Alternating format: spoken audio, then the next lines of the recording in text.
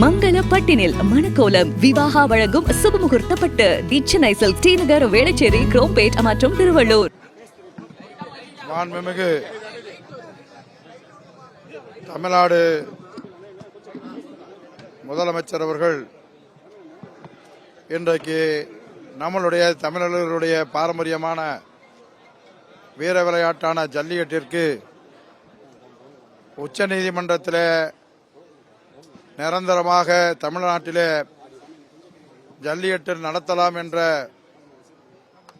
மாண்புமிகு நீதியரசர்கள் தீர்ப்பு வழங்கிய அன்று நிரந்தரமாக அலங்காநல்லூர் அருகில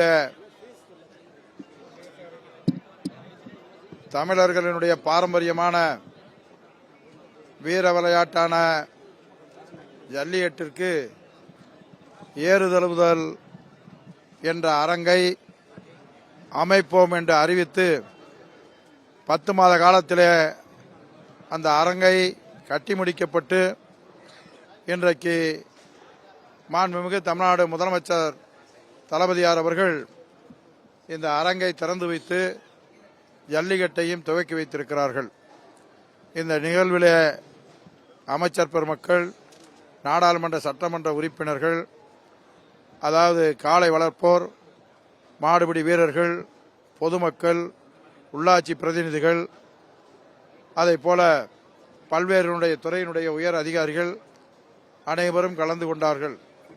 இந்த நிகழ்வை தொடர்ந்து ஏற்கனவே அலங்காநல்லூர் பாலமேடு அவனியாபுரத்தில் இந்த ஜல்லிக்கட்டை நடத்துவதற்கு எந்த அளவிற்கு சிறப்பாக எந்தவிதமான ஒரு இழப்புமின்றி இந்த ஜல்லிக்கட்டை நடத்துவதற்கு உறுதுணையாக இருந்த மாவட்ட ஆட்சித்தலைவர் அவருக்கு நம்முடைய ஆட்சித்தலைவர் மரியாதை திருமதி சங்கீதா IAS அவர்களுக்கு துணையாக இருந்த பல்வேறு துறையினுடைய அதிகாரி பெருமக்கள், குறிப்பாக பொதுப்பணித்துறையினுடைய அதிகாரிகள், அந்த துறையினுடைய அமைச்சர் மாண்புமிகு வேலு அவர்களுடைய தலைமையில் சுற்றுலாத்துறையுடைய சார்பிலே இருந்தாலும் எல்லா துறையினுடைய அமைச்சர்களும் இதில் கலந்து கொண்டார்கள். அவர் முன்னின்று இந்த கட்டடத்தை கட்டி முடித்து இன்றைக்கு எல்லோரும் எதிர்பார்த்ததை விட மிக சிறப்பாக இந்த ஜல்லிக்கட்டை இன்றைக்கு துவங்கி வைத்து இந்த அரங்கை ஏறத்தாழ 66 கோடி ரூபாய் செலவிலே 10 மாதங்களிலே கட்டி முடிக்கப்பட்டிருக்கிறார்கள்.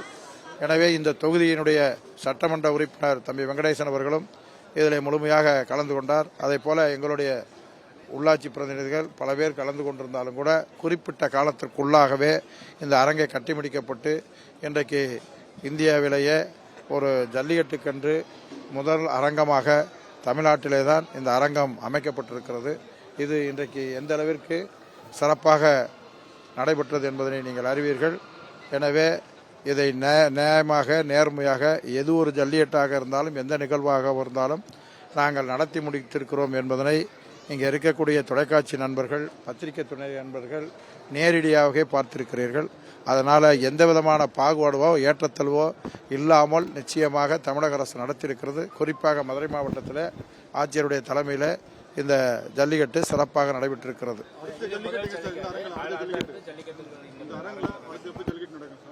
எல்லாம் உரிய அதிகாரிகளோட அமைச்சர்களோட கலந்து ஆலோசித்து இந்த அரங்கில் விரைவில் ஜல்லிக்கட்டு தொடர்ந்து நடத்துவதற்கான ஏற்பாடுகளை நாங்கள் செய்வதற்கான வழிவகை செய்து கொண்டிருக்கிறோம்.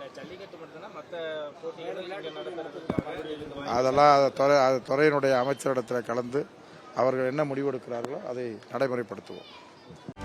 செய்திகளை உடனுக்குடனும் துல்லியமாகவும் தெரிந்து கொள்ள சப்ஸ்கிரைப் பண்ணுங்க.